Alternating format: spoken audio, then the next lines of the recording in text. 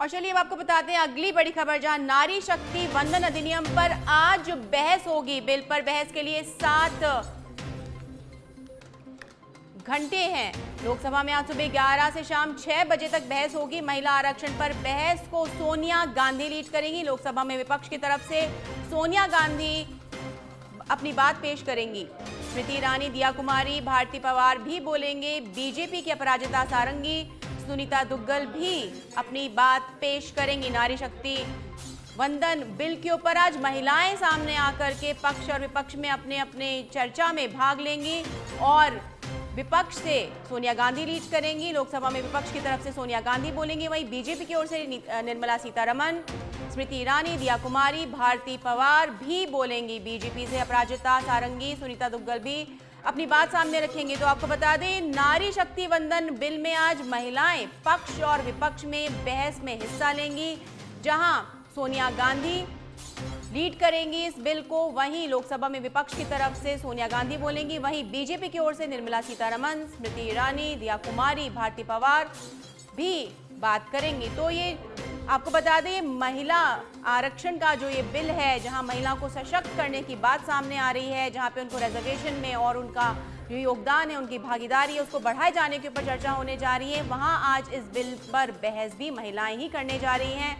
एक नई प्रकार की बहस देखने को मिलेगी, जहां पर एक और सोनिया गांधी अपनी बात रखेंगी, तो वहीं बीजेपी की तरफ से निर्मला सीतारमण, दिया कुमारी, स्मृति ईरानी सामने आएंगी।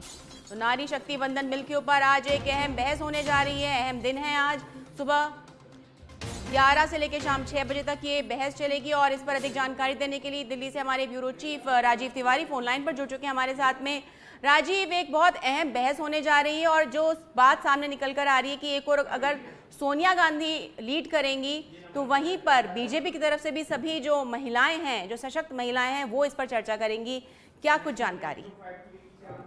बिल्कुल, देखा जाए तो महिला आरक्षण बिल, जो महिला वंदन बिल है, जिसको कल केंद्रीय कानून मंत्री अर्जुन राम मेघवाल ने पेश किया, उस पर आज बहस होगी और सोनिया गांधी भी इस पर चर्चा में शामिल होंगी, क्योंकि मेंबर ऑफ पार्लियामेंट है तो वो भी अपनी बात रखेंगी। देखिए, सबसे महत्वपूर्ण बात है कि नारी बंधन बिल जो है, एक महिलाओं के सशक्तिकरण के लिए बहुत जरूरी था, जैसा कि सरकार की तरफ से कहा जा रहा है। और उम्मीद यही जताई जा रही है, क्योंकि आंकड़ा जो है भारतीय जनता पार्टी के पास है, तो ये बिल आसानी से पास करा लिया जाएगा। क्योंकि देखिए, प्रधानमंत्री नरेंद्र मोदी ने कल कहा कि कुछ ऐसे काम है, कुछ ऐसे अच्छे काम है जिसके लिए ईश्वर ने उन्हें चुना है। तो कल ऐतिहासिक दिन रहा, कल उस में महिला आरक्षण बिल को पेश किया गया और आज इस पर चर्चा की जाएगी लोकसभा में और पूरे दिन चर्चा किया जाएगा। पक्ष विपक्ष की तरफ से ओपिनियन दिया जाएगा, क्योंकि महिला आरक्षण बिल पे कांग्रेस की तरफ से विरोध तो किया जा रहा है कि बिल पहले लोकसभा में पेश किया गया था, यह बिल मेरा है, लेकिन समर्थन सभी लोगों का है। ऐसे में उम्मीद जताई जा रही है कि सर्वसम्मति यह बिल पास हो जाएगा और एक पॉजिटिव मैसेज जाएगा देश में। बिल्कुल राजीव, और ये उम्मीद की जा सकती है कि बहुत ही जो है सार्थक बहस होगी और सबसे जो जरूरी बात इसमें निकल कर आ रही है कि महिलाएं ही इसके ऊपर चर्चा करने जा रही हैं। तो अपने आप में एक अनूठा दिन होगा आज लोकसभा के लिए, आज राज्यसभा के लिए, जहां पर इस बिल के ऊपर बहस होगी और महिलाएं करेंगी और फिर देखा जाएगा कि बिल किस तरह से पारित होता है।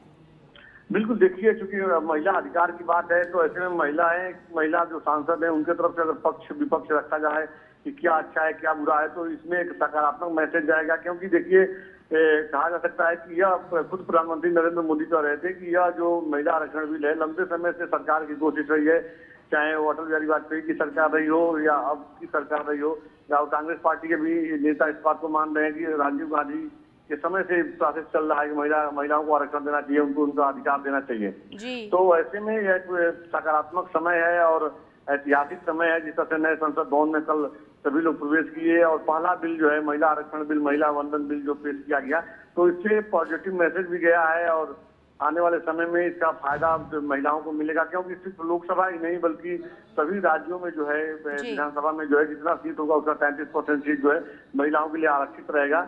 और यह बड़ी बात है, यह अगर बिल पास हो जाता है तो इस बात से इंकार नहीं किया जा सकता है कि आधी आबादी को जो उनका अधिकार है वह मिलेगा। जी बिल्कुल राजीव, देखने वाली बात ये होगी कि किस तरह से आज इस लंबी बहस के बाद में बिल पारित होता है। तमाम जानकारी के लिए बहुत बहुत धन्यवाद।